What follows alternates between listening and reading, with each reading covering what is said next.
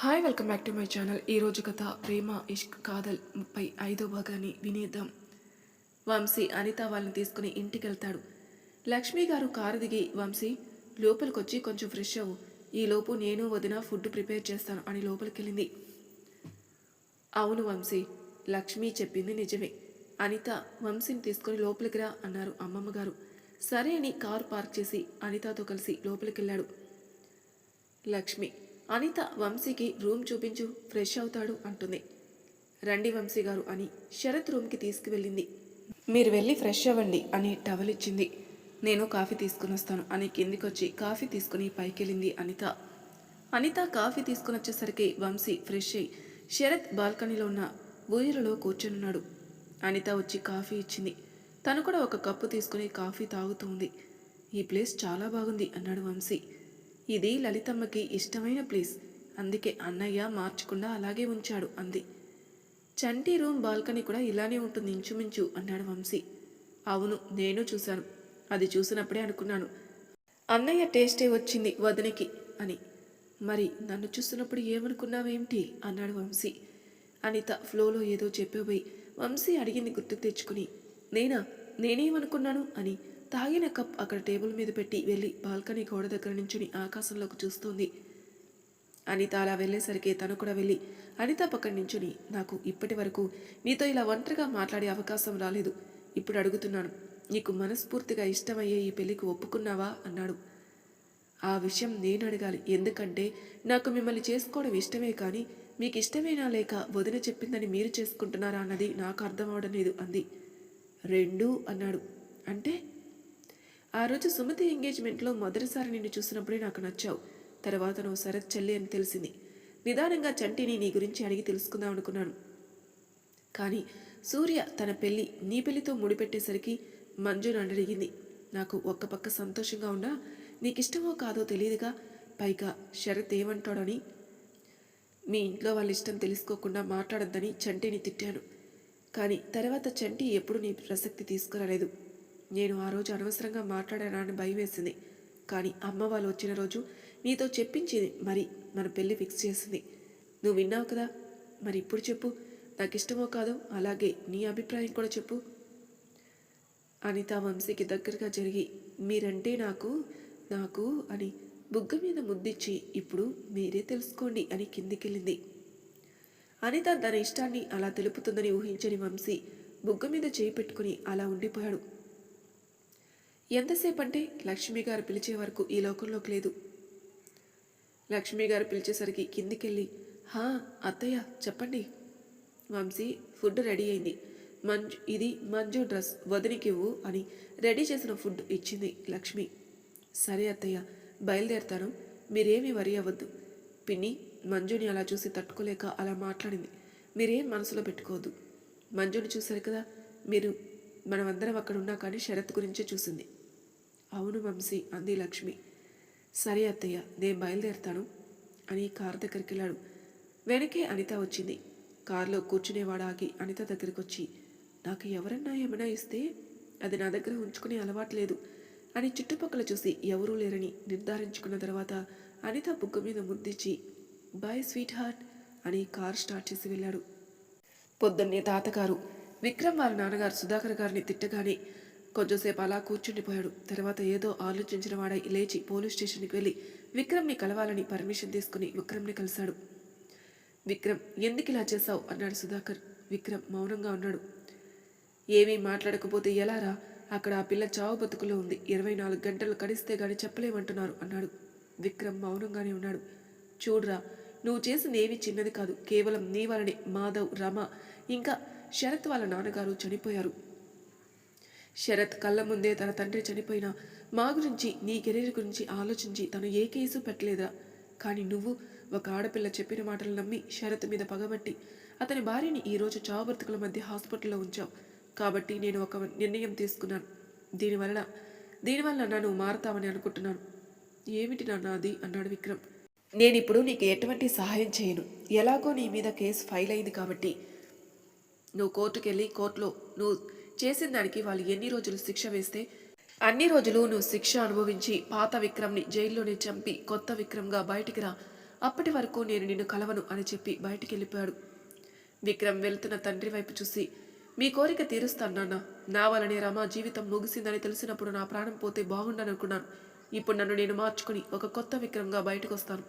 కానీ నన్ను శరత్ క్షమిస్తాడన్న నమ్మకం లేదు అని బాధపడతాడు. తాతగారు హాస్పిటల్ నుండి విక్రమ్ని ఉంచిన జైలుకి వస్తాడు. ఆయన చూసిన కృష్ణ ఎదురెళ్ళి, మీరెందుకు వచ్చారు? నాకు ఫోన్ చేస్తే నేనే వచ్చేవాని కదా అంటాడు. అయ్యో కృష్ణ, నా పని కాబట్టే నేనొచ్చాను. నేను ఒకసారి విక్రమ్ని కలవాలి అన్నాడు. సరే తాతగారు, కానీ మీకు ఒక విషయం చెప్పాలి అని పొద్దున సుధాకర్ గారు వచ్చి విక్రమ్తో మాట్లాడిందంతా చెప్తాడు కృష్ణ. అవునా, అయితే నాకు ఇంకా విక్రమ్ని కలిసే పనిలేదు. మీరు కోర్టులో ఏం జరిగిందో నాకు ఇన్ఫామ్ చేయి అని చెప్పి వెళ్ళిపోయారు. సుమతి అలా తన మీద అరిసి వెళ్ళిపోయిన తర్వాత అసలు ఏమైంది? సార్ గురించి అడుగుతుంటే అందరూ ఏదో ఒకటి చెప్తున్నారు. సార్ ఇక్కడ లేరా? నాతో మాట్లాడటం ఇష్టం లేదా? లేకపోతే ఇలా నన్ను దూరం పెట్టి నన్ను దూరం చేద్దామని అనుకుంటున్నారా? అసలు ఏమైంది? ఇందాక కూడా అందరినీ సార్ గురించి అడిగినప్పుడు అమ్మ వైపే చూశారు. అంటే అమ్మ ఏమన్నా అన్నదా? అందుకే సార్ని నా దగ్గరకు రాలేదా? లేక కారణం వేరే ఏమైనా ఉందా అని ఆలోచిస్తూ కళ్ళు మూసుకునింది. డాక్టర్ పిలిస్తే శరత్ డాక్టర్ని కలవడానికి వెళ్ళాడు. సుమతి ఒకటే బయట కూర్చునుంది. వంశీ వచ్చి శరత్ గురించి అడిగి సుమతిని తీసుకుని రూమ్లోకి వెళ్ళాడు. వంశీ వాళ్ళు వెళ్ళేసరికి మంజు పడుకునుంది. జయంతి గారు మంజు చేయి పట్టుకుని కుర్చీలో కూర్చునున్నారు. వంశీ వచ్చి, పిన్ని, ఇదిగో మీకు అత్తయ్య డిన్నర్ పంపారు. మంజుకి డ్రెస్ కూడా ఉంది దానిలో. ముందు మీరు వెళ్ళి డిన్నర్ చేయండి, నేను ఇక్కడ ఉంటాను.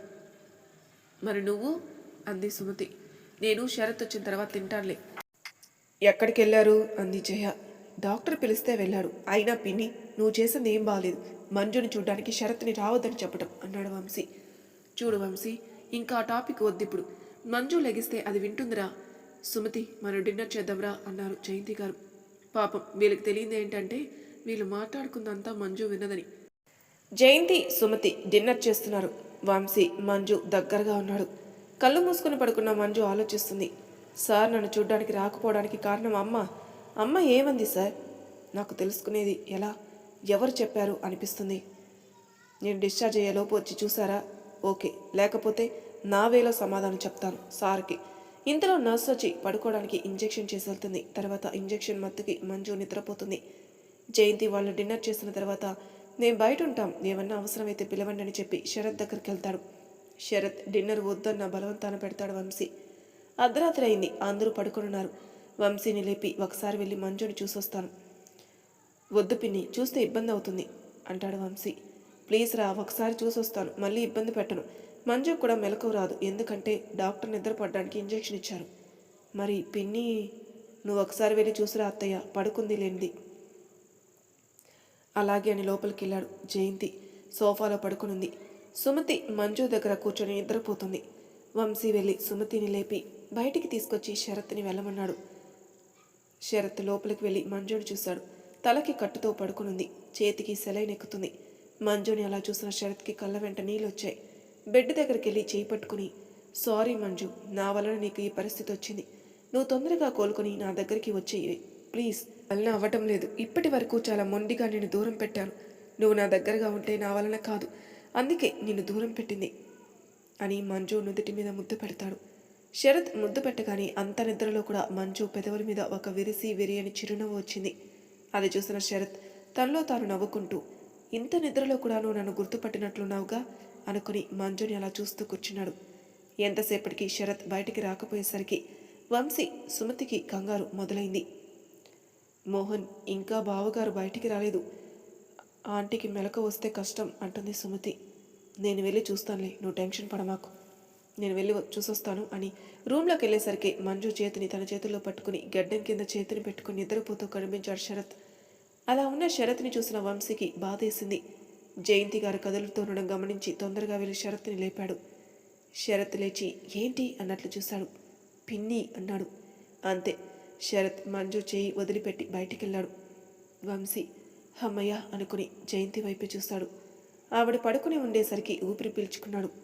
బయటకొచ్చిన శరత్ని కంగారుగా, ఆంటీ ఏమైనా చూసారా మిమ్మల్ని అంది. లేదు సుమతి, అత్తయ్య పడుకుని ఉన్నారు. అమ్మయ్య. ఇంతలో వంశీ బయటకొచ్చి సుమతిని మంజు దగ్గరికి పంపి వంశీ, శరత్ ఇద్దరు కారిడార్లో ఉన్న చైర్లో కూర్చుంటారు. థ్యాంక్స్ రా మంజుని చూపించినందుకు అన్నాడు శరత్. థ్యాంక్స్ ఎందుకు, నీ భార్యను నువ్వు చూసావు అంతే అన్నాడు. శరత్ వంశీ చేపట్టుకుని నొక్కి వదిలాడు. ఒకసారి మనం వర్ష దగ్గరికి వెళ్దామండి. రవి వర్షకి డైవర్స్ ఇస్తాను, నాకు ఎలాంటి సంబంధం లేదని చెప్పేసరికి ఒక్కసారిగా షాక్ అవుతుంది. వర్షాన్ని పట్టించుకోకుండా రవి ఇంటికెళ్ళిన తర్వాత శరత్ దగ్గరికి రాబోయింది. తాతగారు చేయి అడ్డుపెట్టి ఆపిన ముందుకొస్తుంటే శరత్ తన తీక్షణమైన కంటి చూపుతో వర్షాన్ని అక్కడే ఆపేశాడు. వర్ష ఏదో చెప్పడానికి నోరు తెరిస్తే, తాతయ్య, ఈ రాక్షసుని నా కళ్ళ ముందు నుండి వెళ్ళమని చెప్పండి. తను ఎక్కడే ఉంటే నేనేం చేస్తానో నాకే తెలీదు. కేవలం దానివల్ల నేను ఒంటరిగా ఇక్కడ నా మంజుకి దూరంగా కూర్చునే పరిస్థితి వచ్చింది. ప్లీజ్ తాతయ్య, వెళ్ళమని చెప్పండి దాన్ని అన్నాడు. శరత్ అలా అనేసరికి వర్ష బయటికి వచ్చేస్తుంది. బయటికి వచ్చి సరాసరి వర్ష వాళ్ళ ఇంటికి వెళ్తుంది. వాళ్ళ అమ్మగారింటికి వెళ్ళి కాలింగ్ బెల్ కొడుతుంది. ఎన్నిసార్లు కాలింగ్ బెల్ కొట్టినా డోర్ ఓపెన్ చేయడం లేదు. ఇదేంటి డోర్ ఓపెన్ చేయడం లేదు, చూడబోతే ఇంట్లోనే ఉన్నట్లున్నారు అని ఒక పక్క ఫోన్ చేస్తూ మళ్ళీ కాలింగ్ బెల్ కొట్టింది. ఈసారి డోర్ ఓపెన్ అయింది. వర్ష కోపంగా, ఏంటమ్మా ఎన్నిసార్లు బెల్ కొట్టాలి, డోర్ ఓపెన్ చేయరెందుకు అని చెప్పులు విడిచి లోపలికి వెళ్ళడానికి అడుగు వేయిపోయింది. అంతే, ఒక చెయ్యి వచ్చి లోపలికి రానియకుండా అడ్డుపడింది. తన లోపలికి రానియకుండా అడ్డుకుంది ఎవరు అన్నట్లు తలెత్తి చూసిన వర్షకి గుమ్మంలోకి లోపలికి రానియకుండా అడ్డంగా నిలబడిన తండ్రి కనబడ్డాడు. తండ్రిని అలా చూసి, ఏమిటి నాన్న నన్ను లోపలికి రానియకుండా అడ్డంగా ఉన్నావు, ఏంటి అడ్డం తప్పుకోండి అని చెయ్యి పక్కకి జరిపి లోపలికి వెళ్ళబోయింది. అంతే, వర్ష చేతిని పట్టుకుని బయటికి తీసుకొచ్చి గేటు బయట వదిలి, నువ్వు మా ఇంట్లో అడుగు పెట్టడానికి వీలేదు, నువ్వు ఎవరో కూడా మాకు తెలీదు. అదేంటి నాన్న అలా మాట్లాడుతున్నారు అంది. ఇలా కాకుండా ఇంకెలా మాట్లాడాలి, చి నిన్ను చూస్తుంటే నాకు అసహ్యంగా ఉంది. నేనేం చేస్తానని అలా మాట్లాడుతున్నారు మీరు? చి, నువ్వేం చేస్తావని మమ్మల్ని అడుగుతున్నా, నీకు తెలీదా నువ్వేం చేస్తావో? నిన్ను మా కూతురు నన్ను చెప్పుకోవాలంటే నీ చిరాగ్గా ఉంది. నీ వలన ఒక ఆడపిల్ల హాస్పిటల్లో ఉంది. ఓ, మీకు కూడా తెలిసింది ఆ విషయం, సరేలే కానీ నన్ను లోపలికి రానియండి అని మళ్ళీ లోపలికి రాబోయింది. అంతే, వర్ష చెంప చెల్లుమంది. వర్ష తన చెంప మీద చేయి పెట్టుకుని తండ్రి వైపే చూస్తూ, ఎందుకు నన్ను కొట్టారు అంది. నిన్ను కొట్టడం కాదే, చంపి పారేయాలి. కన్నందుకు మేము ఏమీ చేయలేక నేను బయటికి పొమ్మంటున్నాం. నన్ను బయటికి వెళ్ళు అంటే నేను ఎక్కడికి వెళ్ళాలి? ఏమో, ఎక్కడికి వెళ్తావో మాకు అనవసరం. నీకు పెళ్ళైన తర్వాత నీ అత్తారిల్లే నీ ఇల్లు, అక్కడికి వెళ్ళు. రవి డైవోర్స్ ఇస్తానన్నాడు, ఇంకా నేను అక్కడికి ఎందుకు వెళ్తాను అంది. అది మాకు సంబంధం లేని విషయం. నీ ఇంటికే వెళతావో లేక ఎక్కడన్నా దూకి చేస్తావో అన్నది మాకు అనవసరం. పడ్డాక మా ఇంటికి వచ్చి కాలింగ్ బెల్ కొట్టి మమ్మల్ని డిస్టర్బ్ చేయబాక.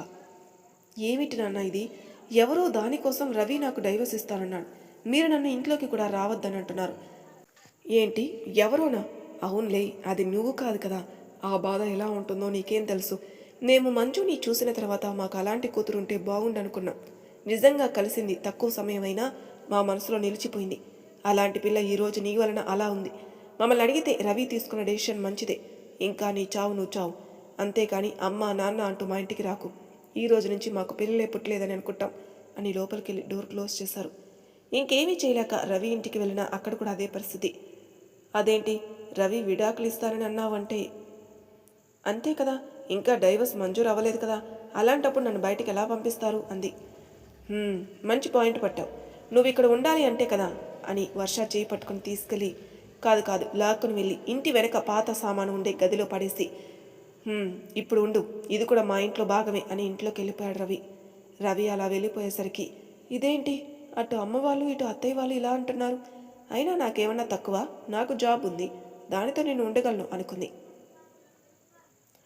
తల్లి తండ్రి కూడా బయటికి గెంటేసినా వర్ష పొగరు మట్టుకు వదలలేదు.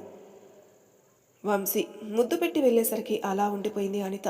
తర్వాత కొంతసేపటికి లక్ష్మి గారు పిలిచేసరికి ఈ లోకంలోకి వచ్చి నవ్వుకుంటూ లోపలికి వెళ్ళి ఫ్రెష్ అయి వచ్చింది. ఈ లోపు తాతగారు కూడా రావడంతో అందరూ డిన్నర్ చేసి పొద్దున్నే హాస్పిటల్కి వెళ్లాలని పడుకోవడానికి ఎవరి రూమ్కి వాళ్ళు వెళ్ళారు. లక్ష్మి గారు సుమతికి ఫోన్ చేసి మంజు గురించి అడిగారు. మంజు పడుకునుందని చెప్పింది. అలా ఆ రోజు గడిచిపోతుంది. మరో 2 రోజులు కూడా మంజు హాస్పిటల్లోనే ఉంటుంది. శరత్ తప్ప అందరూ మంజు దగ్గరకు వస్తారు. వచ్చినప్పుడు శరత్ గురించి అడుగుతూనే ఉంటుంది. అందరూ ఏదో ఒకటి చెప్పి తప్పించుకుంటున్నారు. అలా 2 రోజులు గడిచాయి. శరత్ మంజు పడుకున్నప్పుడు జయంతి గారు చూడకుండా మంజు దగ్గరికి వెళ్ళి వస్తున్నాడు. ఆ రోజు మంజుని డిశ్చార్జ్ చేశారు. ఇంటికి తీసుకుని వెళ్ళొచ్చు, కానీ కొన్ని రోజులు జాగ్రత్తగా ఉండాలి, మళ్ళీ 10 రోజులకి తీసుకురండి అంటారు. డాక్టర్ రూమ్ నుండి బయటకు వచ్చిన తర్వాత, మావయ్య ఇంటికి తీసుకెళ్తాను. శరత్, నేను చెప్పాను కదా మా ఇంటికి తీసుకెళ్తానని, మళ్ళీ అడుగుతున్నావు ఎందుకు అంది జయంతి. అత్తయ్య ప్లీజ్ అలా మాట్లాడద్దు అన్నాడు శరత్. శరత్, నువ్వు ఇంకేం మాట్లాడద్దు, మీరు హాస్పిటల్లో బిల్లు క్లియర్ చేస్తే మనం బయలుదేరదాం అని రాజశేఖర్ గారితో అన్నారు జయంతి. పిన్ని, మీరు ఏమీ అంత వరి అవ్వాల్సిన పని లేదు, ఎందుకంటే ఆల్రెడీ బావ క్లియర్ చేసేస్తాడు. మనం చంటిని ఇంటికి తీసుకెళ్ళటమే, ఇంకా బయటికి వెళ్తాడు వంశీ. సుమతి వెంట రాగా జయంతి మంజుతో కలిసి రాజశేఖర్ గారి కారులో బయలుదేరుతారు. మంజుకి ఏం అర్థం అవడం లేదు. అత్తయ్య కూడా వచ్చేటప్పుడు జాగ్రత్తలు చెప్పారేంటి అని ఆలోచిస్తూ పరిసరాలను గమనించలేదు. కారు ఆగిన తర్వాత జయంతి గారి పిలుపు. ఈ లోకంలోకి వచ్చి చుట్టూ చూస్తోంది. కారు దిగి చంటి దిగురా అంది జయంతి. మంజు కారు దిగి ఇక్కడికొచ్చావేంటి, మా ఇంటికి కదా వెళ్లాల్సింది అంది. జయంతి కోపంగా, నువ్వు ఇంకా అక్కడికి వెళ్ళవు, ఇక్కడే ఉంటావు అంది. మంజుకు అర్థం అవ్వక, ఎందుకు అక్కడికి వెళ్ళను అంది. నువ్వు ఈరోజు ఇలా ఉన్నావంటే దానికి కారణం శరత్తే. ఆ రోజు నాకు ఇష్టం లేకపోయినా నువ్వు ఇష్టమని నీ పెళ్ళికి ఒప్పుకున్నాను. కానీ నువ్వు శరత్ వలన బాధపడుతూ ఉంటే నేను చూస్తూ ఊరుకోను, అందుకే ఇక్కడికి తీసుకొచ్చాను అంది. నువ్వెవరు నన్ను ఇక్కడికి తీసుకురావడానికి అంది మంజు. జయంతి మంజు మోడల్కి షాక్ అయ్యి, చంటి ఏమంటున్నావు, నేనెవరా అనా, నేను మీ అమ్మనిరా, నువ్వు శరత్ వల్ల బాధపడుతుంటే నేను చూస్తూ ఎలా ఊరుకున్నాను. అయినా నీకెవరు చెప్పారమ్మా నేను సార్ వలన బాధపడ్డానని అంది. ఎవరో చెప్పడం ఎందుకు, అందరికీ తెలుసు కదా. ఇప్పుడు నువ్వు ఇలా హాస్పిటల్లో ఉన్నావంటే దానికి కారణం శరత్తే కదా. అమ్మా, నువ్వు తప్పుగా మాట్లాడుతున్నావు అంది. నేను తప్పుగా ఏం మాట్లాడలేదు, కానీ నువ్వు ముందు ఇంట్లోకి పద అంది జయంతి. ఎవరింటికి అంది. అదేమిటి అలా అంటావు, మన ఇంట్లోకి. అది మీ ఇల్లు కానీ నా ఇల్లు కాదు అంది. చంటి, ఇది నీ ఇల్లు కాకపోవడం ఏంటి అంది జయంతి. అంతే కదమ్మా, ఒక ఆడపిల్లకి పెళ్ళైన తర్వాత తాళి కట్టిన భర్త ఎక్కడుంటే అదే తన ఇల్లు అవుతుంది. అలాంటప్పుడు నా భర్త ఇక్కడ లేరు కాబట్టి ఇది నా ఇల్లు కాదు అంది. చంటి, చాలా ఎక్కువ మాట్లాడుతున్నావు, నాకు కోపం తెప్పించకుండా ముందు ఇంట్లోకి నడు అంది జయంతి. సారీ అమ్మా, నేను మీ ఇంటికి రాలేను, నా ఇంటికే వెళ్తాను అంది. ఏంటి ఊరుకుంటుంటే ఎక్కువ మాట్లాడుతున్నావు, అసలు నోరు మూసుకుని ముందు లోపలికి నడు అంది జయంతి. నేను ఇప్పుడు మీ ఇంటికి రాలేని, కావాలంటే నా భర్తతో కలిసి తర్వాత వస్తాను. అయినా ఒకసారి నువ్వే చెప్పావమ్మా, ఆడపిల్లకి పెళ్ళైన తర్వాత అత్తగారి ఇల్లే తనిల్లు అవుతుంది, అమ్మగారి ఇల్లు చుట్టం చూపుగా వచ్చే ఇల్లే అవుతుందని. మరి అలాంటప్పుడు నేను ఎలా రాగలను మీ ఇంటికి. ఇప్పుడు మీ ఇంట్లో పండగలు ఫంక్షన్స్ ఏమి లేవు కాబట్టి నేను మా ఇంటికి వెళ్తాను అని వెనక్కి తిరిగింది. ఏంటండి మీరు, చంటి అలా మాట్లాడుతుంటే ఏం మాట్లాడుకున్నాలో నించొని చూస్తున్నారు. మంజుని మాట్లాడుకున్నాలో ఇంట్లోకి రమ్మని చెప్పండి అంది. నేను ఏమీ మాట్లాడను, ఇంతకుముందు హాస్పిటల్లో నేను మాట్లాడబోతే నన్ను వద్దన్నావు, ఇప్పుడు మళ్ళీ నేను మాట్లాడితే ఏమంటావో అని ఆగిపోయారు. సరిపోయింది సంబరం, అప్పుడు వద్దు అంటే ఇప్పుడు మాట్లాడరా, ముందు చెప్పండి చంటిని లోపలికి రమ్మని అంది. అమ్మా చంటి, నడువురా ఇంట్లోకి అన్నాడు. నాన్న, అసలు ఏమైంది, మీరు కూడా ఇలా మాట్లాడుతున్నారేంటి, నా ఇంటికి నేను వెళ్తానంటే ఎందుకు వద్దంటున్నారు. నా అత్తింటి వారు ఏమి వారు కాదు కదా, నన్ను నెత్తిన పెట్టుకుని చూసుకుంటారు. ఇంకా నా భర్త ఏనాడు నేను ఏం చేస్తున్నానని ఒక్క మాట కూడా అనలేదు. నా ఆడపడుచు మరిది నన్ను తల్లిలా చూసుకుంటారు. అలాంటి నా కుటుంబంని వదిలి నన్ను ఇక్కడికి తీసుకొచ్చారు ఎందుకు నాన్న, మీరైనా చెప్పండి ఏం జరిగింది. ఇందాక కూడా అమ్మతో నీవు హాస్పిటల్లో మాట్లాడద్దన్నావు కదా అని అన్నారు. అసలు ఏమైందో చెప్పండి నాన్న అంటూ రాజశేఖర్ గారి చేయిని తీసి తన తల మీద పెట్టుకుంది. మంజు అలా చేసేసరికి ఇంకా కాదు అనలేక జయంతి మాట్లాడిన మాటలు, శరత్ ప్రాధేయపడడం, ఇందాక హాస్పిటల్ నుండి వచ్చే ముందు కూడా శరత్ అడగడం, జయంతి ఒప్పుకోకపోవడం అన్నీ చెప్తాడు. అదంతా వినగానే, అమ్మ ఎంత పని చేశావు, నేను సార్ని చూడాలని కలవరిస్తున్నా కూడా నీకు సార్ని పిలవాలని అనిపించలేదా అమ్మా, పోనీ నేను ఒకటి అడుగుతాను సమాధానం చెప్తావా. ఏంటి అన్నట్లు చూస్తుంది. ఒకవేళ నా ప్లేస్లో సార్ ఉండి సార్ ప్లేస్లో నేనుంటే, అలాంటి టైంలో నీ ప్లేస్లో అత్తయ్య ఉంటే ఒకసారి ఆలోచించు, నీ కూతుర్ని శాశ్వతంగా పుట్టింటికి పంపితే. కానీ వాళ్ళు, నువ్వు అన్నీ అన్నా మేము అత్తింటి వాళ్ళం, మీరు చెప్పేదేంటి మేమేనేటి ఏమిటి అని అనలేదు కదమ్మా. కానీ అత్తయ్య నిన్ను ప్రాధేయపడ్డారు. కానీ నువ్వేం చేసావమ్మా. జయంతి మౌనంగా ఉండిపోయింది. మాట్లాడవేంటమ్మా అంది. ఇప్పుడు అవన్నీ ఎందుకే, నువ్వు ముందు లోపలికి రమ్మా అంది జయంతి. సారీ అమ్మా, నేను ఇప్పుడు మీ ఇంటికి రాలేను, మీరు నన్నే మా ఇంట్లో వదిలి మా అత్తగారికి క్షమాపణ చెప్పండి అంది. చంటి అంది జయంతి. జయంతి గారి మాట ఏమీ వినపడట్లేదంటూ, నాన్న నన్ను మా ఇంట్లో దింపుతారా లేదా అంది. సరేరా అన్నాడు రాజశేఖర్. ఏంటండి మీరనేది, ఇప్పుడు మంజుని అక్కడికి తీసుకెళ్తారా అంది. నీవే అన్నావుగా మంజు అక్కడికి వెళ్తానంటే అవును అని. నేను ఒక్కనే కాదు, నువ్వు కూడా రావాలి. నాకు ఇష్టం లేదు చంటి అక్కడికి వెళ్ళడం అంది జయంతి. నాన్న మీరు దింపరు కదా, సరే సుమతి మా ఇంటి వరకు తోడొస్తావా, క్యాబ్ బుక్ చేసుకుని వెళ్దాం అని గేటు వైపు నడిచింది మంజు. అమ్మా చంటి, నేను దింపుతానురా నిన్ను నీ ఇంటి దగ్గర వచ్చి, కారు ఎక్కనిద్దరు అని జయంతి వైపు తిరిగి, నేను హాస్పిటల్ నుండి ఇప్పటి వరకు నీ మాటకి గౌరవం ఇచ్చాను అన్నాడు. ఇప్పుడు నువ్వు కూడా నా మాట మీద నీకు ఏమాత్రం గౌరవం ఉంటే నా త్వర చంటిని వాళ్ళ ఇంటి దగ్గర దింపి వద్దాం అని ఇంకో మాటకి అవకాశం ఇవ్వకుండా కారులో కూర్చుని కారు స్టార్ట్ చేశాడు. జయంతి ఇంకా ఏమీ చెప్పలేక కారులో కూర్చుంది. మరి తర్వాయి భాగంలో ఏం జరగబోతుందో నెక్స్ట్ ఎపిసోడ్లో తెలుసుకుందాం. అంతవరకు నా ఛానల్ సబ్స్క్రైబ్ చేయని వాళ్ళు ప్లీజ్ సబ్స్క్రైబ్ చేసుకోండి, లైక్ చేసి షేర్ చేయండి, మీ అభిప్రాయాలు నాకు కామెంట్ రూపంలో తెలియజేయండి. Thank you for listening.